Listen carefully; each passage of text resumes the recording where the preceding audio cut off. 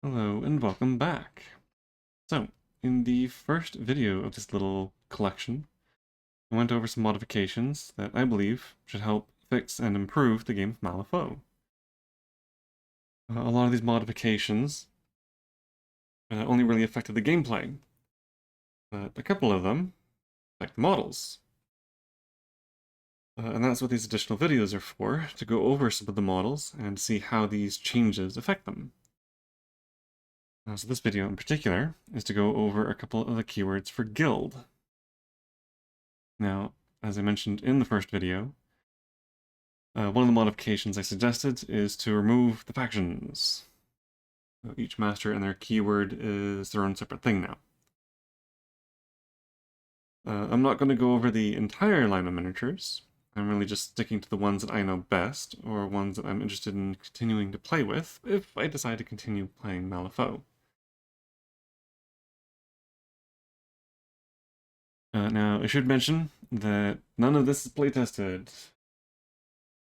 It is mainly just me eyeballing things, kind of using my knowledge of Malifaux and hoping that things are actually balanced.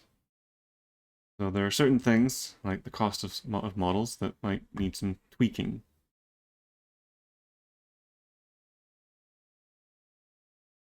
Now I should mention for this in particular that unfortunately some of the cards have not been added to the mod yet. I'm hoping that they will be added in the next big update, which, fingers crossed, should be sometime soon, hopefully. So, unfortunately, Hoffman doesn't have his crew cards, and there's one card missing for Lady Justice. Three keywords that I am going to be going over are Charles Hoffman and his Augmented, Perdita and the Family, and Lady Justice with the Marshals.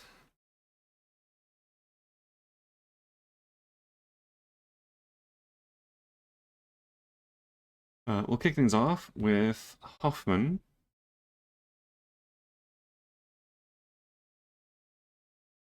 Who's definitely one of the easier ones. Fortunately, as far as the actual crew cards go and the two different versions of the Master, there's no summoning or anything. They are all fine as they are. Now, as for the totems, figure both of them work quite well as their own models. Mechanical Attendant and Eddie Clark, who I'm not sure is supposed to have 1 or 2 Ds. But as far as I know, Eddie is a new model for 4th edition. It wasn't in Malifaux beforehand. Which does mean that there is nothing to compare him to. But that's fine.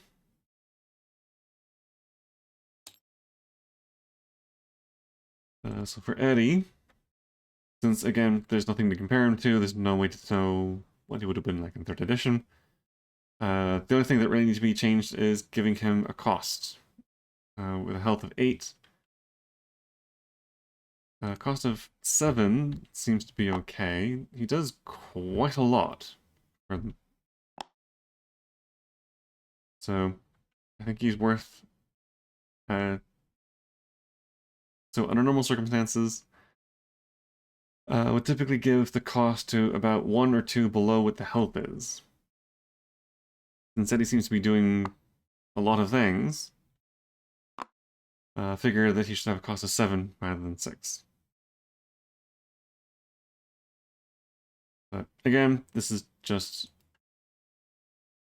assigning him a cost. This is nothing to do with any kind of playtesting or comparison against other similar cost models. Now, I should mention that all of the totems have this ability, or an ability, to be able to spend soul stones to draw cards. Now, since I'm removing the Station of Totem, and since these models are no longer auto-included in every single crew, I went over this more in the first video, but I suggested that these should be turned back into a general rule. They used to be, where you could spend soulstones to redraw cards, which means that they don't need to be on the actual models. When it comes to things like resupply and tap the ley lines and whatever else, they are gone from the totems, since they are no longer totems.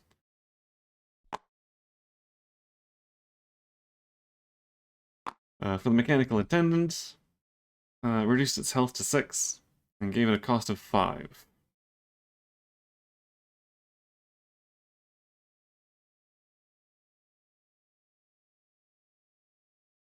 Um, 5 might be a little bit high for him. I did also figure that it might be worth adding this trigger.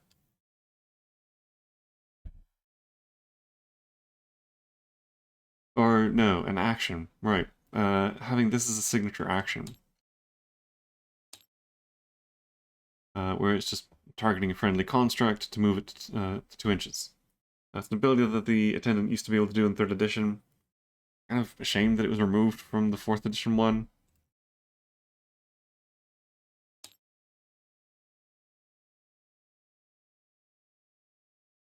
But, yeah, I think that warrants the cost of 5 rather than 4. Especially with everything else the model can do. But otherwise, yeah, nothing too complex. I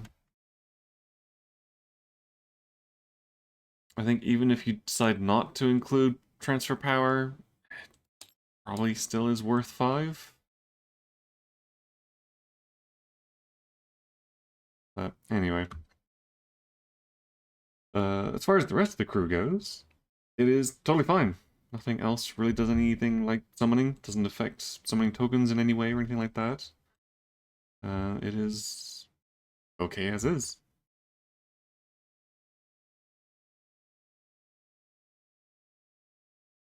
Which brings us to Perdita.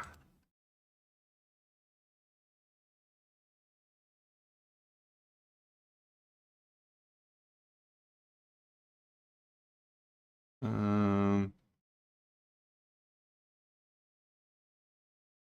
as far as the masters and the crew cards go, they're all fine as is. Again, no summoning, no real big issues, nothing that needs to be modified.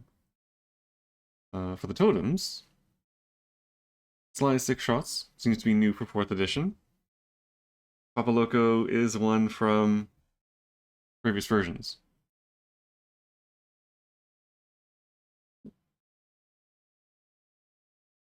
Not much need to be changed for either of these. Again, because Sly 6 shots didn't have any earlier counterparts, I just really need to give it a cost. So both of these lose the resupply ability, as usual.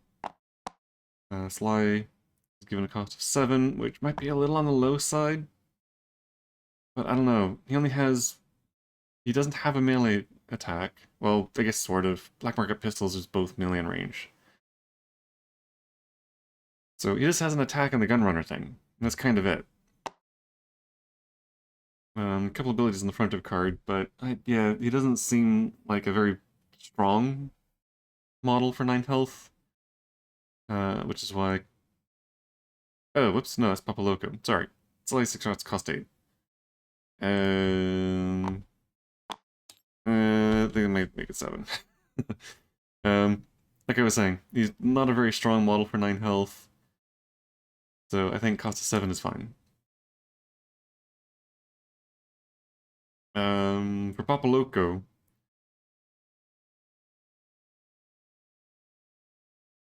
cost of 7 might be a little on the low side. I think that's based on his 3rd edition. I left him mostly the same, other than just getting rid of resupply, of course. But I think 8 costs would have been too much for a model that they will probably end up just blowing themselves up eventually, and it takes a while, but one thing that I wanted to add was this trigger back onto Dynamite Punch. Where the Papa Loco can deal 2 damage to himself in order to deal +2 damage to the target. I think it's a really cool trigger. It's from 3rd edition. I think it's really fitting for Papa Loco. He was meant to be someone who blew himself up as much as he did the enemy. So I kind of think that is appropriate. But again, because if he keeps using this, and just ends up blowing himself up for the demise, I don't think he's worth 8. I mean, maybe, but I don't know. I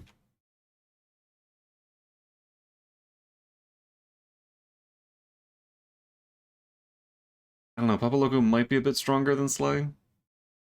It's another one of these problems where, because Malifaux has such a narrow range of costs for models, points values, there's a lot of variation within each cost amount. So there are like low-end cost 7s and high-end cost 7s.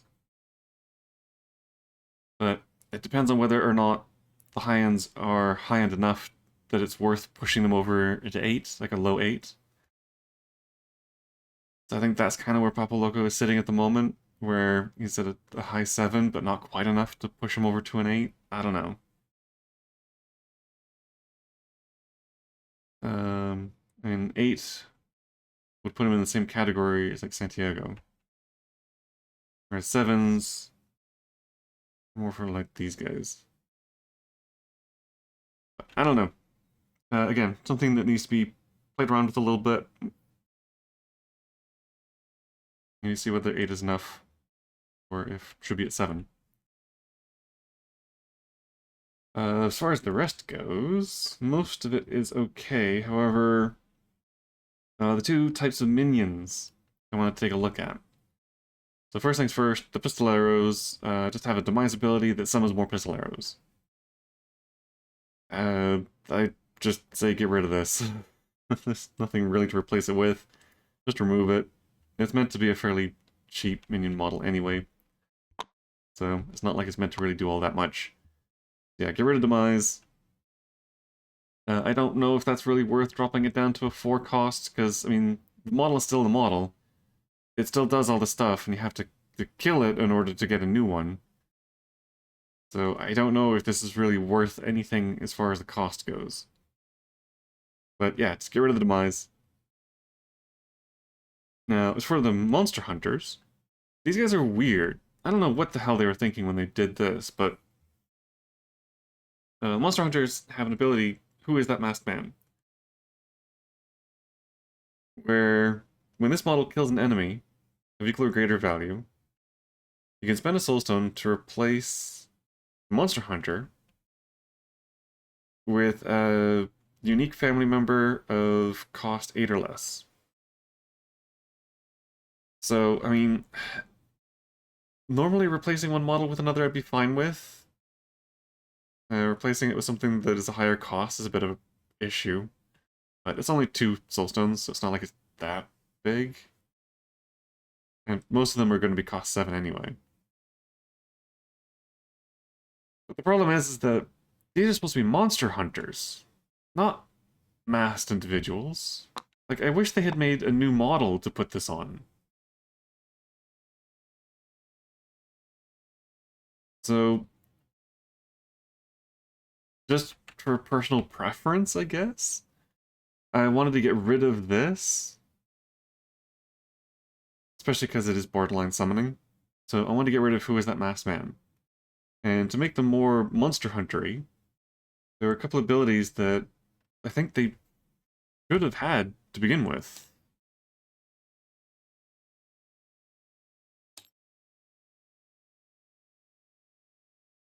Deadly Pursuit and Ruthless. It makes them a lot more Monster Huntery.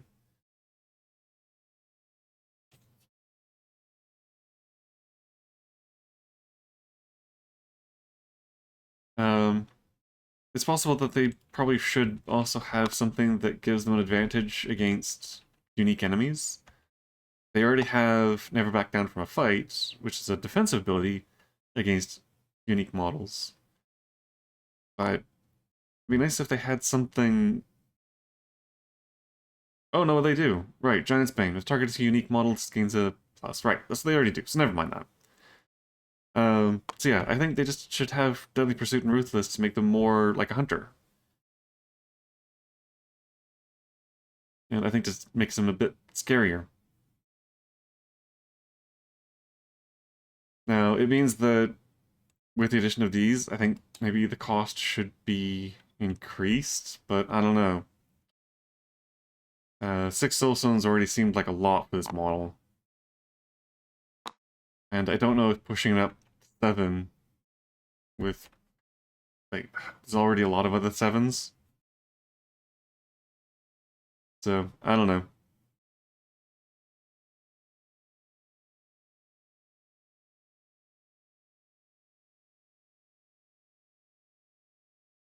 But yeah, I don't know if that should change the cost of the model at all.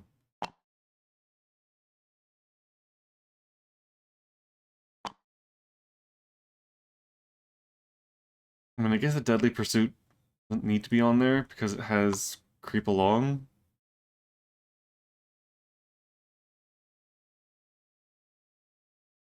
But I don't know. I think the Ruthless is definitely something that should go on there. I think swapping out Masked Man for Ruthless, probably keep the cost the same. I think that might be the better idea.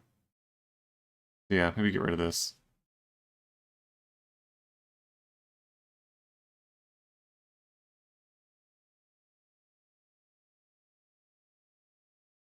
Because Creep Along and Deadly Pursuit might just make them a bit too mobile. Unless you like drop their speed down or something, but eh. But yeah, that's kind of it as far as the family goes. Just changing up the totems. Get rid of Demise off the Pistoleros. And swap out who is that Masked Man for Ruthless on the Monster Hunters. But other than that, family's good.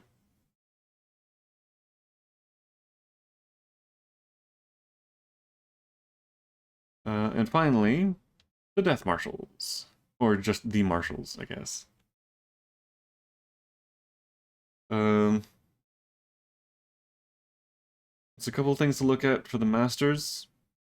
For Arbiter of the Undead, she has a trigger, send them back to hell. Now, interestingly enough, the ability itself is fine. The target declares an attack action, but the second bit just needs to be deleted. If the action damages an enemy with a summon token, the enemy is killed. Well, since there are no summon tokens anymore, this bit can just be ignored. So just keep the first part, the target declares an attack action, get rid of the rest. For the other one,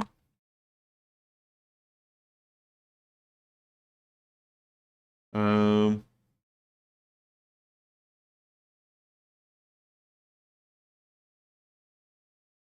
right, unfortunately, 2 of her soulstone triggers, which she still has a third. It's very soulstone heavy, but yeah, Duty Eternal and Begone should both be removed. So Duty Eternal summons a Death Marshal, and Begone kills a summon model within the area of the effect.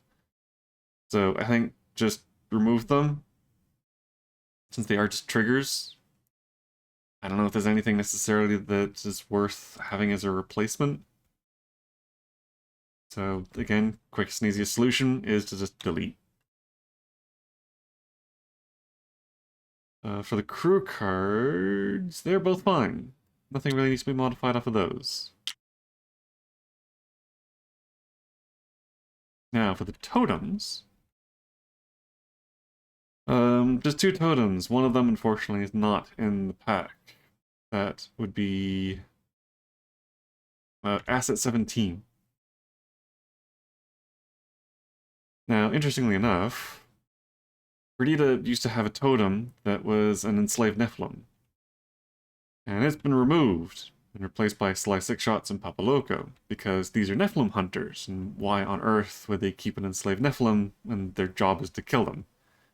It never really made sense for that totem to be a thing. But then, I mean, Sly Six Shots and Papa Loco don't exactly work as totems either, so eh. But then for some reason, for the Marshals, who are hunting undead, they gave Lady Justice an undead totem. So Asset 17 is this big, hulking, very obviously undead construct thing. And I don't know, it just doesn't fit with the crew. So it's okay that the card isn't here, because I'm probably just going to ignore it anyway. The Scales of Justice, however, I think are worth holding on to. Very quick and easy modification to this, just bam. Reduce health to 6, give it a cost of 4. The reason why it's 4 instead of 5 is because, it's supposed to have remove resupply.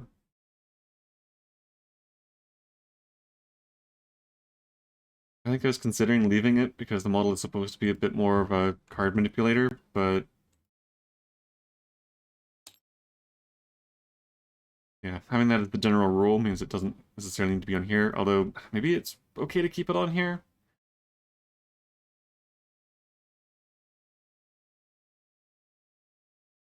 I don't know, maybe keep this and increase the cost to 5?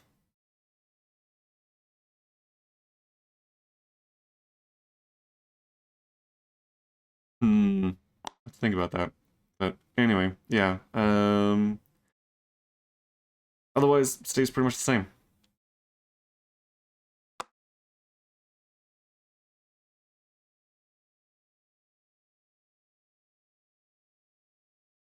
Yeah, maybe it is worth keeping that on. Scales of Justice, especially in the previous one, is meant to be all about like card manipulation. Although this one isn't really that anymore.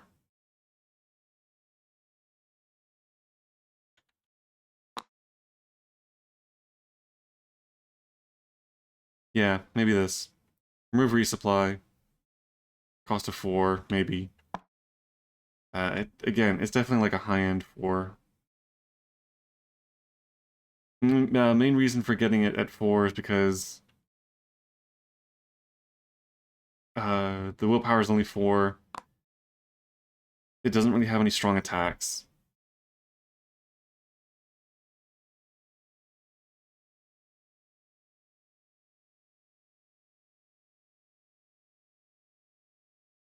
Oh, and the other thing that I would remove is the... I don't know. So it's weird, because this has a couple of kill this model abilities. Or it has a kill the model and a demise. But it's not summon fodder. Because Lady Justices are the one that this is a totem for, doesn't resummon it. There's no way to get this back. So I don't know why, and especially because this just gives a Craven token, I don't know why you would kill the model for a Craven token. Although I guess it does trigger the demise ability. Oh, maybe that's it. Yeah, okay, I think that's why I kept it on. So you can use this in order to trigger redemption. Which is just a massive card draw, and then placing Lady Justice into base contact with this model. So yeah, I think that's the main reason for keeping it. It just gives the Scales an ability to trigger this.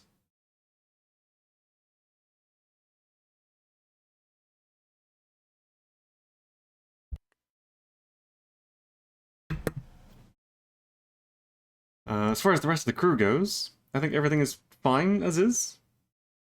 yeah, nothing really needs to be modified or taken a look at.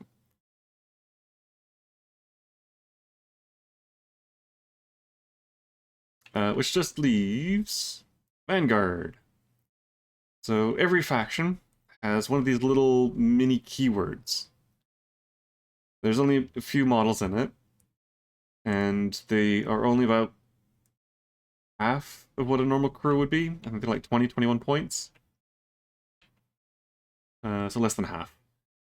They're led by a henchman, and they tend to be very simplified as far as the rules go.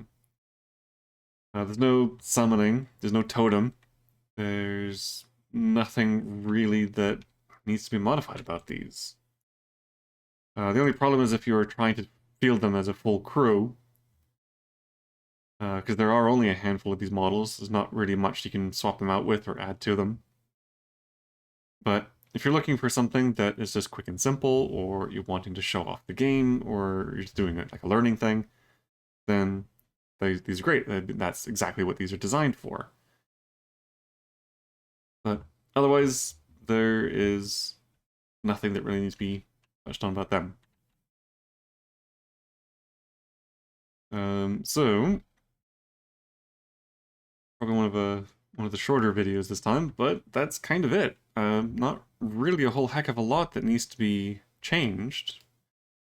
Fortunately, these three keywords are very quick and simple to convert over. So yeah, thank you so very much for watching. If you are interested in seeing what I'm doing with the other factions, then please check out some of the other videos in this collection. Otherwise, yeah, I think that is about it. So I will see you all next time.